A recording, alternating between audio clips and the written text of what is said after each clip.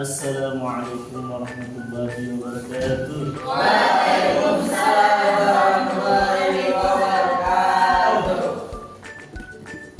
Hujan deras di tengah jalan. Cakap. Air mengalir di selokan. Cakap. Jangan harus jawab salam bapak dengan pelan, macam jomblo saja yang kurang perhatian. Jawab yang keras, oke? Assalamualaikum warahmatullahi wabarakatuh. Waalaikumsalam warahmatullahi wabarakatuh. Hamdan wa syukurillah, wassalatu wassalamu ala sayyidina wa ala alihi wa sahbihi wa mawalah, amma ba'd.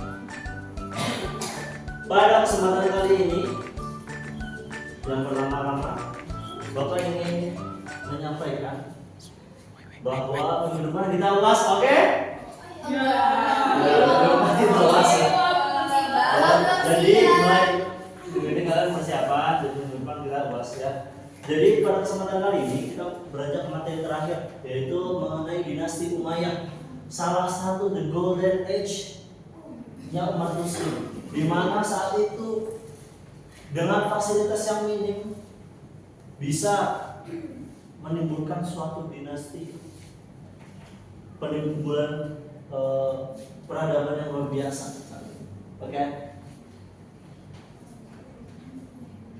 Sebelumnya ada pantun dulu buat teman-teman. Berlayar perahu menuju tepian. Cakap. Angin bertiup membawa hikmah. Cakap.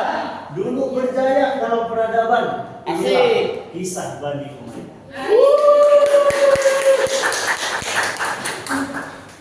Sebelumnya ada yang udah pernah belajar tentang Bani Umayyah? Bani Umayyah itu kapan sih Pak? Emang? Dulu pas itu. Jadi perkembangan Bani Umayyah secara garis besar terbagi jadi 3. Jadi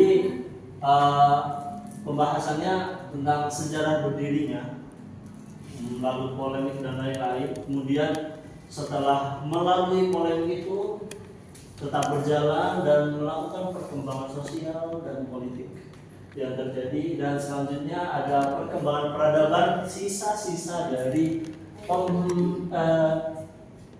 perkembangan dunia. Oke, yang pertama, coba saudara kamu yang sampai terus ya, coba baca. Sejarah berdirinya terbentuknya dinasti Umayyah merupakan gambaran awal bahwa umat Islam ketika itu telah kembali mendapatkan identitasnya sebagai negara yang berdaulat. Juga merupakan fase ketiga kekuasaan Islam yang berlangsung selama lebih kurang 1 abad, 667 sampai 750 Masehi. Ya, terus. Pada tahun 750 Masehi, Daulat Umayyah digulingkan Bani Abbasiyah yang bersekutu dengan Abu Muslim Al-Khurasani, Marwah bin Muhammad, khalifah terakhir Bani Umayyah, melarikan diri ke Mesir, ditangkap dan dibunuh di sana. Jadi secara berdirinya, secara garis besar itu dari peristiwa apa kawan? Peristiwa tahqiq yang terjadi di zaman Khalifah Khulafaur Rasyidin terakhir, yaitu Sayyidina Ali bin Abi Thalib, Pak.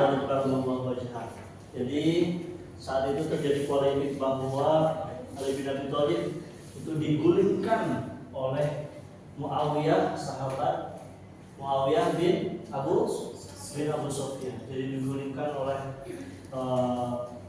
Muawiyah sendiri. Kemudian karena Ali lebih memilih untuk jalan damai, dan walaupun akhirnya tidak berjalan dengan damai hingga akhir terbunuhnya Ali bin Abi Thalib, tapi dinasti Umayyah ini tetap berjalan. Dia tadi hingga 1 abad dengan 100 abad. Bagus, kamu pintar kamu. Siapa nama kamu? Nanti kamu dapat nilai tambahan. Oke, kamu sekarang akan dapat nilai tambahan, baca ya. Perkembangan sosial dan politik. Sosial mendapatkan pendidikan pendidikan dan infrastruktur yang baik, penyeragaman bahasa Arab dilakukan dalam rangka memudahkan pemberkasan melalui penyuratan dan lain-lain. Politik, memisahkan kekuasaan, pembagian wilayah, bidang administrasi, pemerintahan, organisasi keuangan, organisasi ketentaraan, dan organisasi kehakiman. Jadi dalam berjalannya, walaupun terjadi di awal dengan polemik dan lain-lain, tetap berjalannya itu ada hikmahnya, bahwa berjalannya ini tetap terjadi perbaikan dalam berbagai hal. Salah satunya ini, di sini itu sudah dibagi-bagi, dulunya jadi satu terpusat oleh Rasulullah SAW. Saat ini karena tidak ada sosok beliau, kemudian Muawiyah berinisiatif untuk memisahkan kekuasaan agar lebih baik lagi. Untuk sosialnya juga mulai ada penyediaan infrastruktur baik umum maupun yang khusus, kemudian penyeragaman bahasa Arab dalam rangka untuk karena wilayah zaman Umayyah ini lebih besar, bahasanya mulai berbeda, maka itu diseragamkan dalam bahasa Arab. Kemudian ada perkembangan peradaban. Siapa yang membaca? Angkat tangan. Saya. Ya, kamu aja. Silakan. Kamu siapa namanya? Divani, Pak. Oh iya, bagus, kamu dapat nilai 10. Nggak kelihatan, Pak? Oh, kelihatan ya? Iya, boleh maju nggak? Boleh maju. Di sini aja. Iya. Perkembangan peradaban. Salah satu hal yang unik dari masa ini adalah meski menjadi bagian dari era masuk Islam dan diakui berperan serta dalam membangun dalam peradaban Islam, di dalam banyak literatur tak jarang fase dinasti Umayyah dipandang lemah jika dibandingkan dengan fase sebelum dan sesudahnya, yakni masa Khulafaur Rasyidin dan dinasti Abbasiyah. Hal ini antara lain disebabkan menonjolnya dua fase tersebut, yakni fase Khulafaur Rasyidin sebagai fase yang paling merepresentasikan nilai Islam pasca Rasulullah SAW dalam kepemimpinannya. Sedangkan fase Abbasiyah sebagai fase yang menjadi simbol the golden age of Islam atau puncak kejayaan peradaban Islam. Selain itu, berbagai persoalan politik yang terjadi di masanya berdampak besar pada citra negatif bagi pemerintahan dinasti Umayyah. Baik, terima kasih. Jadi, walaupun tadi ada sisi baiknya, tidak dapat dipungkiri bahwa perkembangan peradaban pada Bani Umayyah ini termasuk tergolong yang tidak begitu baik, karena tadi citra awalnya itu sudah buruk dan kemudian perkembangannya terjadi beberapa pemberontakan karena tidak sesuai dan lain-lain, dan diakhiri dengan kekecewaan.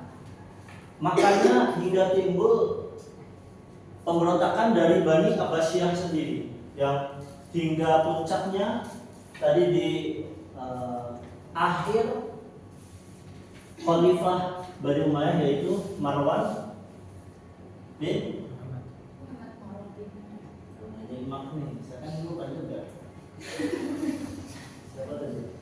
Marwan bin Muhammad. Marwan bin Muhammad. Guys. Ya begitu. Itu puncaknya di situ. Karena terjadi kekecewaan dari rakyatnya sendiri. Kemudian siapa baca kamu? Cowok yang paling ganteng di kelas ini. Silahkan dibaca. Atas saya minus Pak, boleh digedein slide-nya atau saya maju? Maju Ya kamu maju aja. Selain keberhasilan Bani Umayyah dalam ekspansi wilayah, Bani Umayyah juga memperoleh prestasi dalam bidang pembangunan fisik. Pembangunan fisik tersebut adalah membangun pos-pos setelah menyediakan perlengkapan peralatan, membangun jalan raya, mencetak mata uang, membangun panti asuhan, membangun gedung pemerintahan, membangun masjid, membangun rumah sakit, dan membangun sekolah studi kedokteran. Ya, jadi itu perkembangannya dari segi infrastruktur, makanya disebut perkembangan juga karena zaman sebelumnya itu kurang gitu. Lanjut, kita mengakhiri dengan sesi sampaian. Ada pantun dulu nih teman-teman. Nanti belum.